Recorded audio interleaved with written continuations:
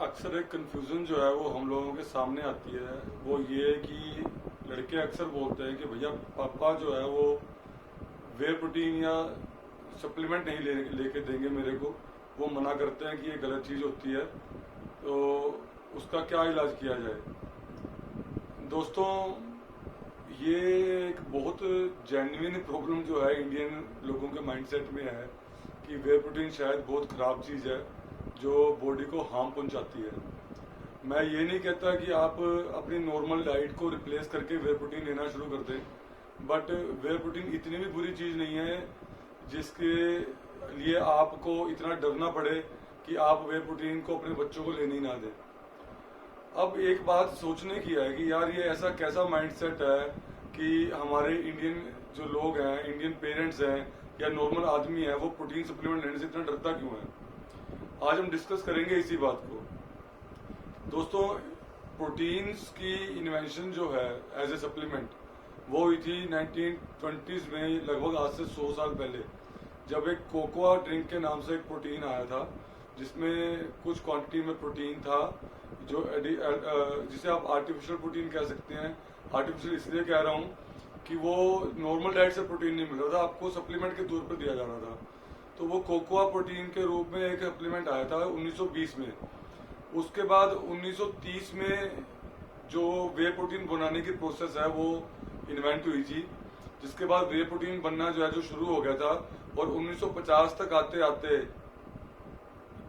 वे protein isolate, जो वे protein और egg protein का मिक्सचर था, वो फॉरेन मार्केट में धूम मचा रहा था। ध्यान दीजिएगा, ये चीजें इंडिया में नहीं हुई थी, फॉरेन मार्केट में हुई थी। वे प्रोटीन इंडिया में कब आया? इंडिया में वे प्रोटीन आया दोस्तों लेट 90s में, जब अर्ली 90s में थोड़ा ग्लोबलाइजेशन की शुरुआत हुई थी, मार्केट्स थोड़ा ओपन हुई, तब वे प्रोटीन जो इंडिया में आया। इसीलिए लोगों को अभी तक इसके बारे में कुछ नॉलेज ही नहीं है।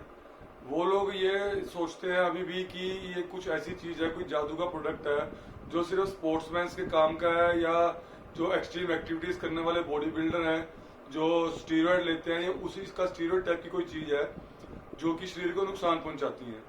वो लोग पढ़ना ही नहीं चाहते, वो स्टडी नहीं करना चाहते कि अब कितनी स्टडीज आज की डेट में हो चुकी हैं जिसमें ये प्रूव हो गया है कि आप वे प्रोटीन को एक बच्चे को भी दे सकते हो और एक 90-95 साल के बुजुर्ग को भी दे सकते हो, एक स्पोर्ट्समैन को भी दे सकते हो और एक नॉर्मल बिजनेसमैन को भी दे सकते हो, एक नॉर्मल लेडी को भी, हाउस वाइफ को भी दे सकते हो, एक वर्किंग लेडी को भी दे सकते हो, एक लड़की 15-16 साल की है उसको भी दे सकते हो, और एक प्रेग्नेंट लेडी को भी दे सकते हो।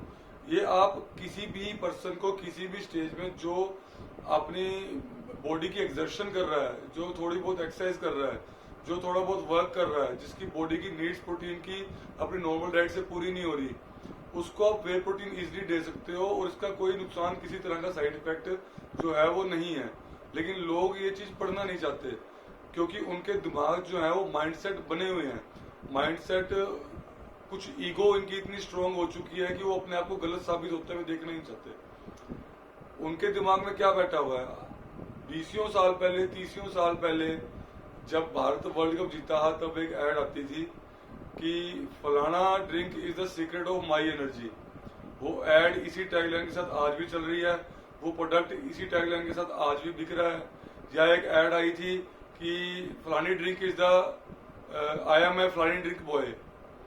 या इसी तरह एक और ऐड आई थी, वो अक्षय कुमार आजकल ऐड कर रहा है प्रोटीन ड्रिंक के लिए कि प्रोटीन रिच ये ड्रिंक है, हेल्थ ड्रिंक है, दूध में डाल के पियो तो आपको प्रोटीन मिलेगा।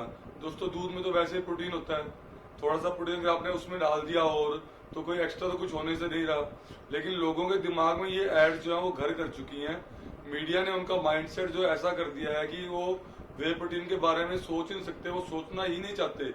वो उन्हीं ऐड में अटके हुए हैं कि हेल्थ ड्रिंक्स जो है वो ये प्रमोट कर रहे हैं, इतने बड़े बड़े स्टार्स, इतने बड़े बड़े स्पोर्ट्समैन जो हैं वो प्रमोट कर रहे हैं, तो वो चीज गलत तो नहीं होगी।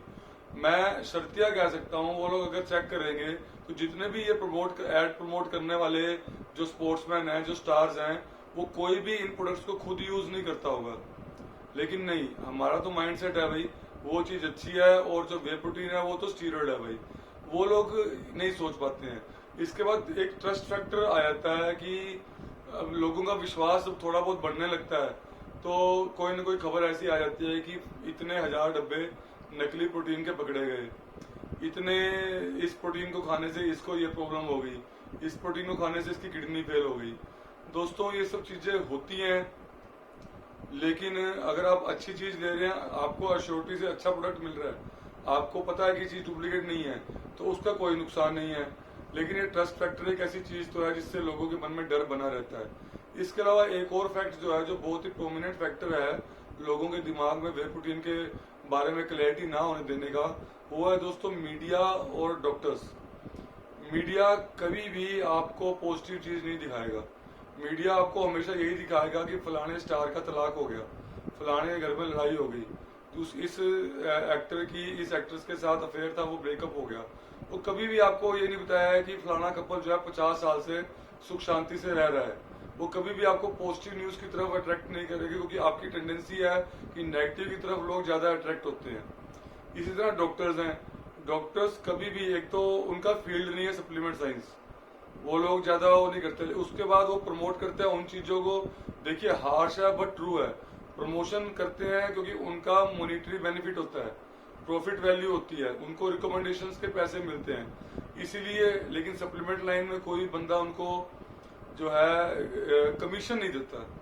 तो दोस्तों वजह यही है कि डॉक्टर्स कभी भी ऐसी चीज को प्रमोट नहीं करते। मेरा एक दोस्त था, वो एडमिट था हॉस्पिटल में। जब वो हॉस्पिटल से डिस्चार्ज हुआ तो डॉक्टर ने उसको एक हेल्थ ड्रिंक प्रिस्क्राइब कर दिया कि सुबह शाम दोनों टाइम तूने ये 2 स्कूप्स लेनी है इस प्रोटीन के। वो 350 ग्राम का डब्बा 550 रुपए का था दोस्तों। मैंने जब वो चेक किया तो उसमें 350 ग्राम प्रोटीन बॉक्स में, सप्लीमेंट में हार्डली 70 to 80 ग्राम जो है वो प्रोटीन था।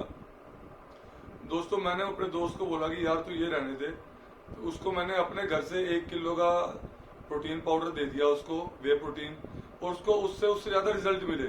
पर जब वो डॉक्टर के पास गया, उसने डॉक्टर को बोला कि मैंने ये हेल्थ ड्रिंक नहीं लिया, मैंने वे प्रोटीन लिया है, तो डॉक्टर ने उसको झाड़ दिया। उसको प्रॉपरली जो है वो दोबारा ऑब्जर्व ही नहीं किया, और अल्टीमेटली उस दोस्त को डॉक्टर को छोड़ना पड़ गया। रीजन बीइंग कि डॉक्टर को जो प्रोडक्ट बेच की कमीशन मिलनी थी, मेरे दोस्त ने उसके ऊपर लात मार दी। तो दोस्तों ये चीजें जो है वो बहुत इफेक्ट करती हैं लोगों का माइंडसेट चेंज करने के लिए। मैं फिर कहूंगा कि आप वे प्रोटीन, अगर आप जेन्युइन प्रोटीन लेते हैं, प्रोडक्ट लेते हैं, तो उससे आपको कोई साइड इफेक्ट नहीं होने वाला है। अपने पेरेंट्स को भी समझाएं, उनको स्टडीज पढ़ाएं। वे प्रोटीन कोई बहुत बड़ी कोई ऐसी चीज नहीं है कि जिसमें कोई आर्टिफिशियल कुछ मिलाया जाता हो। वे प्रोटीन नॉर्मली एक मिल्क का बाय प्रोडक्ट है। पनीर निकालने के बाद जो पानी मिलता है उसको माइक्रोनाइज करके, सुखा के, उसकी सॉलिड फॉर्म में करके, उसमें कुछ आपके एडिशनल माइक्रोन्यूट्रिएंट्स ऐड करके और स्वीटनर्स और फ्लेवर्स डाल के वो वे प्रोटीन बन जाता है। उसके अलावा उसमें ऐसा कुछ नुकसान करने वाली चीज नहीं है। आप खुशी से किसी भी टाइम, किसी भी एज में, किसी भी जेंडर में आप वे प्रोटीन कंज्यूम कर सकते हैं, इससे कोई नुकसान नहीं होगा। ऐसी जानकारी भरी और वीडियोस के लिए देखते रहिए इजी वे आउट। मैं मिलता हूँ आपको अगले वीडियो में। धन्यवाद।